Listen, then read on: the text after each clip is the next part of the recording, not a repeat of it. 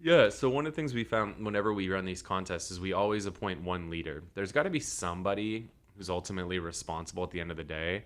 Otherwise, everybody's just kind of farting around looking for direction. And that changes every month. We don't have any consistency with who the team leaders are.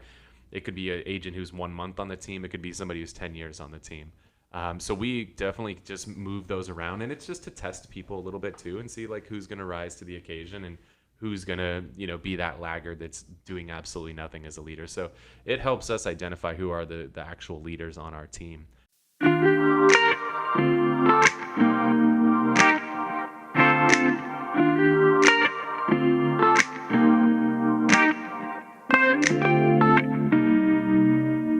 Welcome to the Whissel Way Podcast. My name is Kyle Whissel, your host with eXp Realty in San Diego. My name is Bryan Koci, Director of Marketing here at Whissel Realty Group. The goal of the show is to give you the tools, techniques, and tactics to go out there and crush it in your business. The way that we like to do that is to answer the questions that you have for us rather than us guessing at what you want to hear about. We just listen to what you want to hear about. So if you want to tell us what you want to hear about, go to thewhisselway.com. You can ask us questions on there. You can subscribe to the podcast and YouTube channel, join our referral network, our email newsletter, and our private Facebook group where we share a lot of tips and tricks. And you can get dialed in with our video content creation course called the Media Mayor Mastermind, which will go super deep into everything Bryan and I have learned over the last 8 years of shooting thousands of videos together, condense that down into the things that are most essential for you to get out there and start creating video content in your business.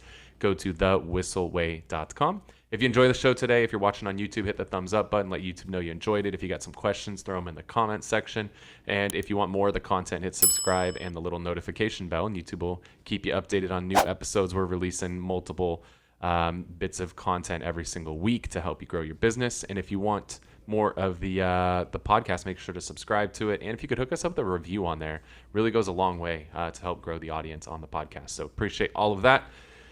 With that said, what are we diving into, Bryan? So one thing, it's funny, we're going live in one of our Facebook groups, the Be Different Facebook group. And one of the things that I think makes us meaning Whissel Realty Group, that makes us fairly unique or different than a lot of teams is kind of the balance that we have within our team of one of our core values, I guess between kind of two of our core values, but from experience and share, which is one of our core values.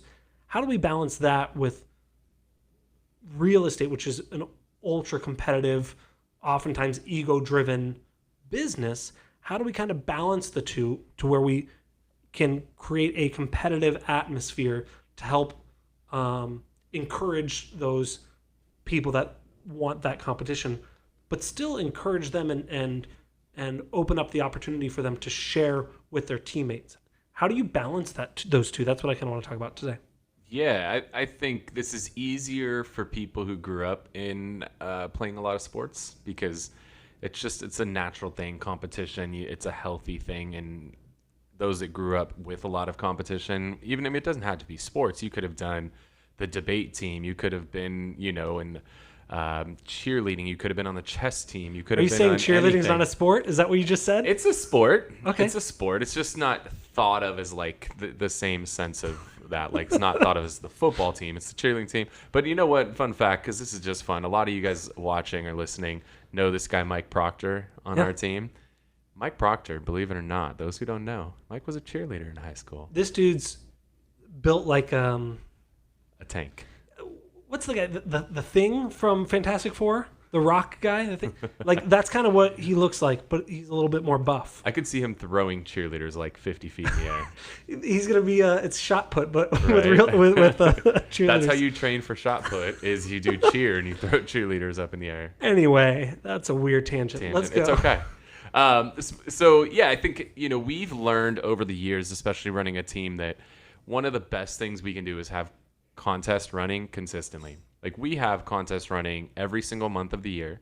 And then we have team contests, we have individual things. Like there's so many different things that we have going at all times because we're in this industry as salespeople where like we like rewards. Like salespeople love to get rewarded.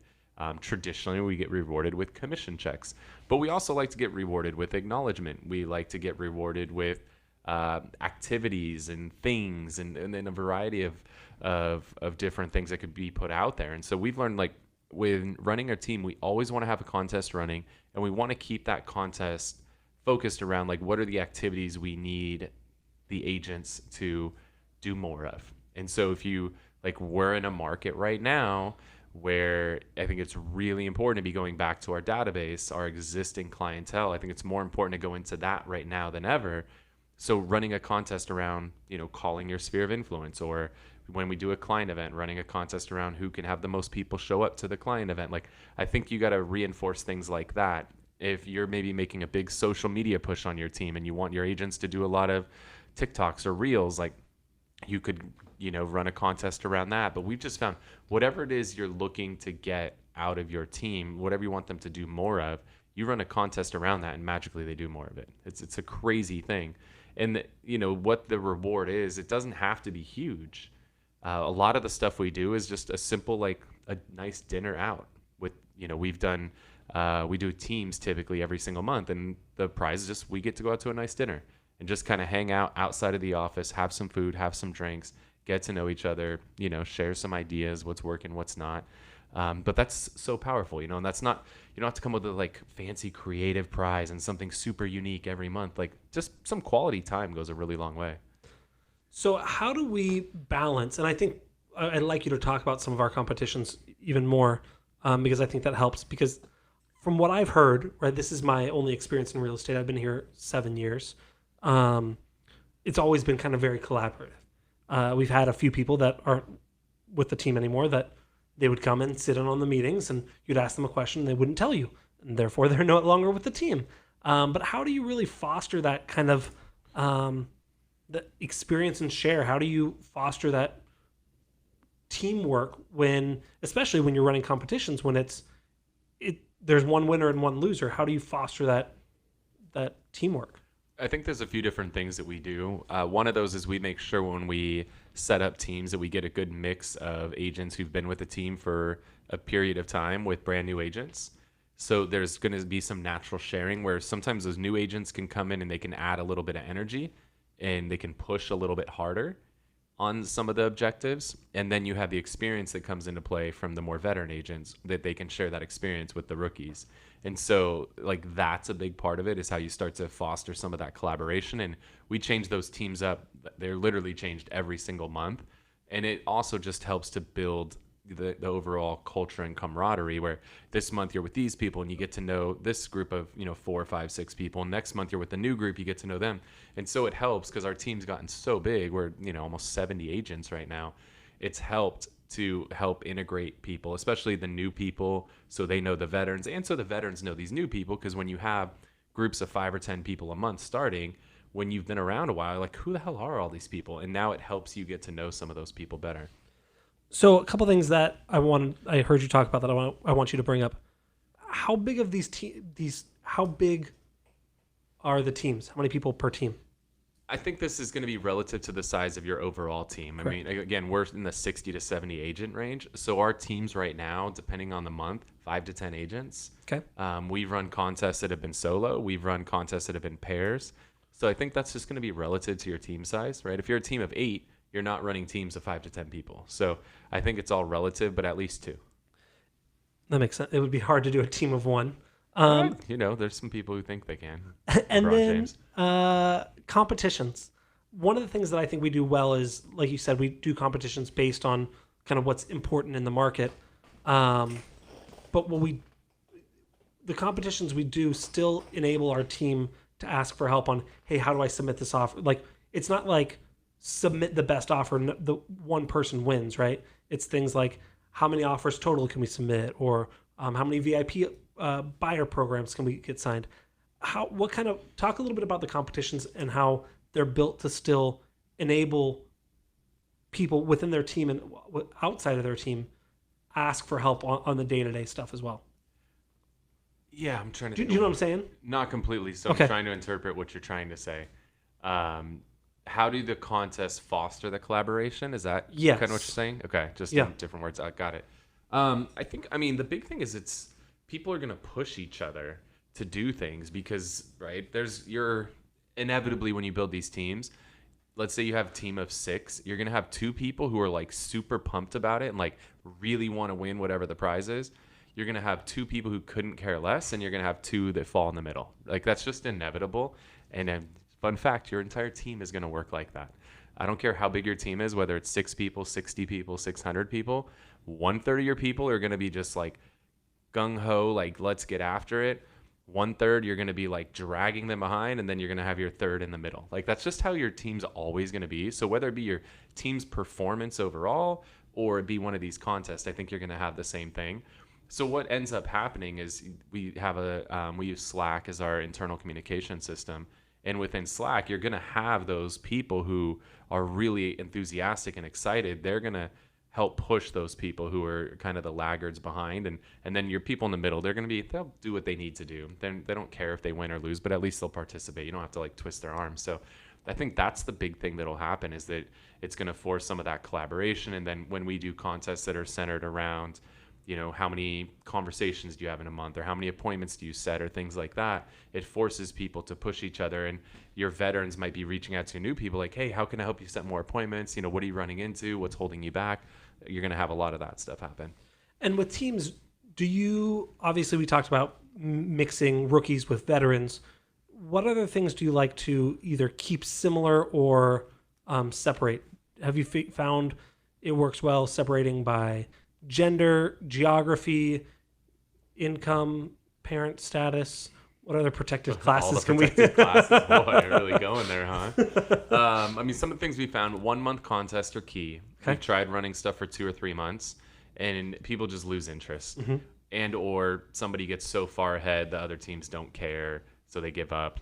So 1 month we've definitely found is the sweet spot. I think that when we've done things that would be something where they'd rally around making calls together, I think having people more geographically connected helps. But if you're running like this most recent month, we just really wanted to get some data around like how many offers are our agents submitting, and how many are they submitting to how many are they getting accepted. We wanted to kind of get some data around that. So we ran a contest purely around offers submitted. Well, in something like that, I don't think geographic, connection matters. So you're just going to play around with that based on what the particular contest is. Maybe you're doing something around door knocking. Well, getting people that are geographically connected is going to help, because they can go door knock together and they can push each other. But offers submitted, I don't think that matters. That's cool. And then, so you talked about team size. We talked about kind of the makeup of it. Talk a little bit about having a team leader and how that works. Yeah, so one of the things we found whenever we run these contests is we always appoint one leader. There's got to be somebody who's ultimately responsible at the end of the day. Otherwise, everybody's just kind of farting around looking for direction. And that changes every month. We don't have any consistency with who the team leaders are. It could be an agent who's 1 month on the team. It could be somebody who's 10 years on the team. So we definitely just move those around. And it's just to test people a little bit too, and see like who's going to rise to the occasion and who's going to, be that laggard that's doing absolutely nothing as a leader. So it helps us identify who are the actual leaders on our team. But we keep those every month. It's new team captains. But at least there's somebody who's ultimately like responsible for the team. And, this is Team Bryan, this is Team Kyle this month. And it helps us identify the teams and gives them something to rally around. Yeah, and I like what you said is it helps us kind of identify our team leaders. We use that in a couple different ways. One is our mentorship program. So which people on our team are taking on the challenge and leading, right? It gives us a good visualization of how they will be as a mentor, which they get paid on. But it also, for our sales leadership, a lot of times we promote from within.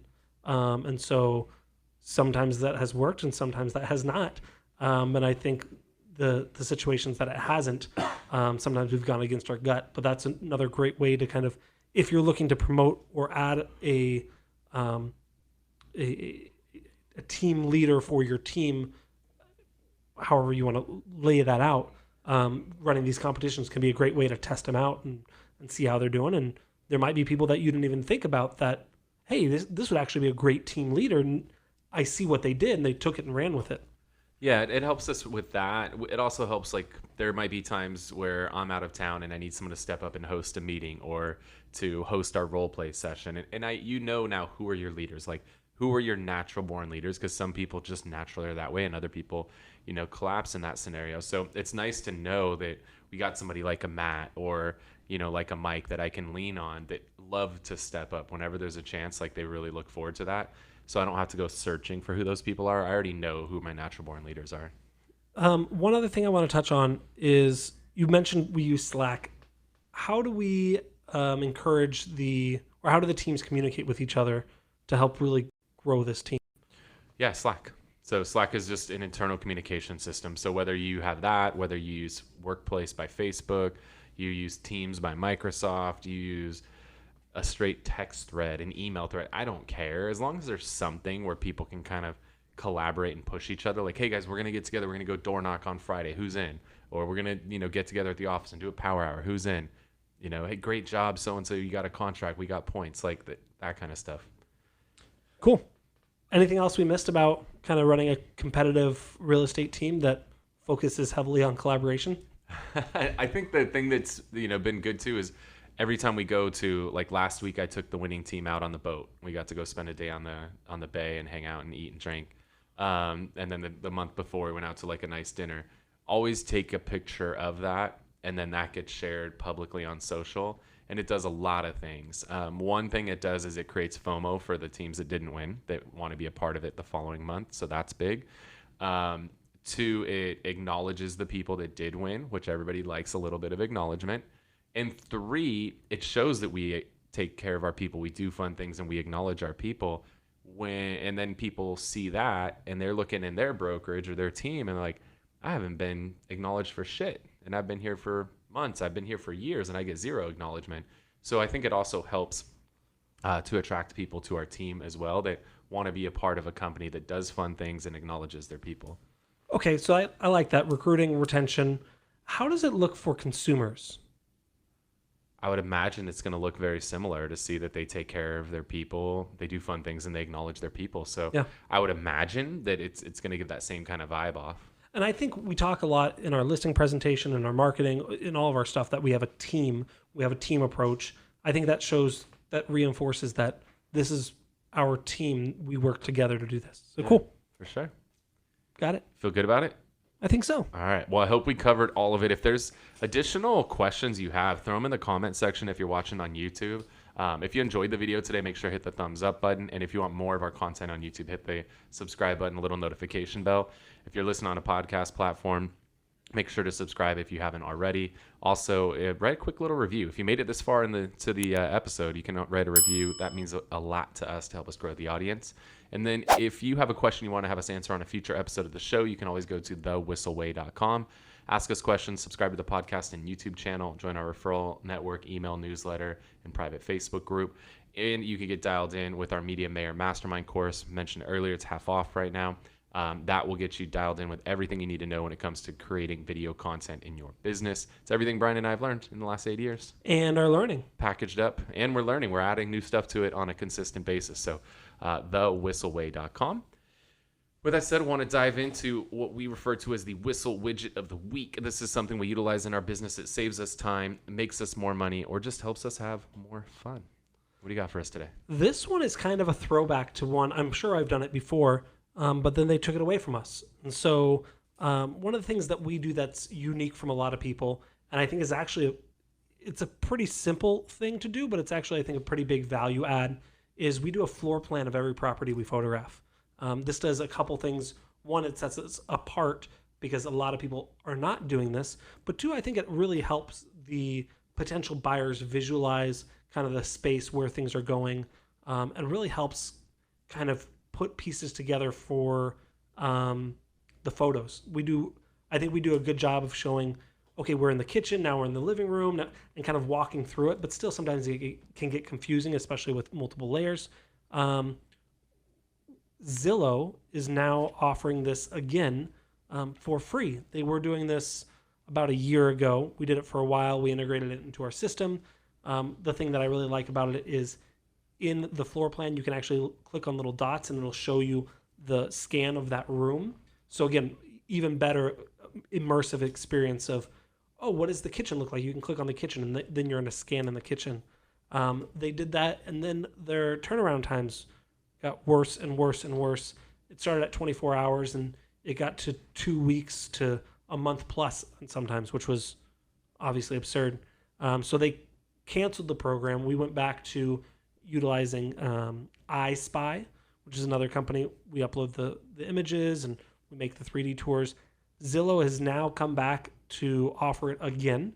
They say they're expecting 24 to 48 hour turnaround time. And so we're testing it out again. But it's free. It takes our photographers probably 5 or 10 minutes, probably 10 minutes max, depending on the house. And I think it not only does it offer something unique because we have the floor plan, but on Zillow specifically, it adds a lot more value to the 3D walkthrough. It's going to have people stay there longer. And we're seeing literally thousands of minutes of people walking through the house on the 3D tour. I think this is only going to increase the time that they spend there. So the Zillow floor plan, I think they call it the Zillow 3D homes, is how you do that. And typically photographers will do it and they'll charge you $100 to $200 to do it. Or you can buy a camera for $300 and do it for yourself in 10 minutes. So that's my widget of this week is the Zillow floor plan is back. Nice. Oh, you can also use your phone, but I think that's probably going to take a lot more time and that's going to be annoying. I would just buy the camera. All right. So the one that I have, as I'm driving around these days, I'm noticing there's way more open houses than there has been because y'all got lazy. Y'all forgot that you actually have to work to market these listings because it was so easy for a long time. And so a lot of people went away from doing open houses. But now you're realizing if you don't do open houses, your sellers are going to fire you because they feel like you're not doing anything for them. So I just want to give a little tip that has helped me out a lot when I do open houses. And it's using these guys right here. These are Bluetooth speakers made by a company called Ultimate Ears, or UE. These are called the Boom Speaker. And I have 3 of these speakers. And the reason I like these speakers over any of the other Bluetooth speakers out there is that all 3 of these can be paired together to play the same music at the same time. And I've demoed this against the other brands that also do this, and I found that the range on these UEs is significantly better than JBL and some of the other brands out there. And so what I do when I have an open house is I typically will have 1 speaker downstairs, 1 speaker upstairs, and 1 speaker outside. So that way there's music throughout the entire house. And that just creates a very different environment than a lot of the open houses you walk into where there's no sound. I mean, there's not even lights on. Like, I went to one the other day, like the agent had ordered McDonald's from DoorDash. That was sitting by the front door. There was like most of the lights in the house weren't on. It was just awkward, right? Like, you want this to be an environment. Like when somebody walks into your open house, you want them to remember it. And so having music playing throughout the house is huge. And be able to do this via Bluetooth, have it in multi-room. And then you can have different volume levels in the different rooms too, which is super helpful. How much is each speaker? I don't know. I'm cheap, so I wait for them to go on sale. So I think I paid like somewhere between $50 and $100 per speaker. And they look like a water bottle, like a disposable water bottle of about that size. Yeah, they're the size of like a standard water bottle, like a 16-ounce water bottle. Yeah. And yeah, there's 3 of them, and then again, they all pair up together. They can have different volume levels, and in most houses, even in bigger houses, you're obviously going to be strategic where you try to stack them close to each other, not one at the front of the house upstairs and then one at the back of the house downstairs. Like, probably not going to get that range going through all those walls, but we try to be strategic and have one down, one directly above it, one outside. And most houses we can get plenty of sound throughout, and with 3 little speakers, it feels like you have a whole house audio system. I like it a lot. So yeah, it just enhances the experience when somebody comes in your open house. Just be smart about the music you play. Don't play stuff with cuss words. You're going to piss people off. And then play music that's going to be relevant to the target buyer. So in different parts of San Diego, like country is big in some parts of San Diego and is foreign to other parts of San Diego. So, you know, if I'm by the coast, I'm going to play different music than if I'm inland where there's some ranch type properties. So just, you know, play the right type of music for the audience that you're attracting into that house. Man, I feel like that could have been a whole episode. That was good. I liked yours. Cool. Well, I hope you guys got a lot of value out of the show today. I'm Kyle Whissel with eXp Realty. I want to thank you for watching. I'm Bryan Koci. We'll see you next week. Later. Wait. Before you leave, I want to share some more tips and tricks that we're using in our business to take it to that next level. Just click right here. And don't forget to subscribe. Click right here.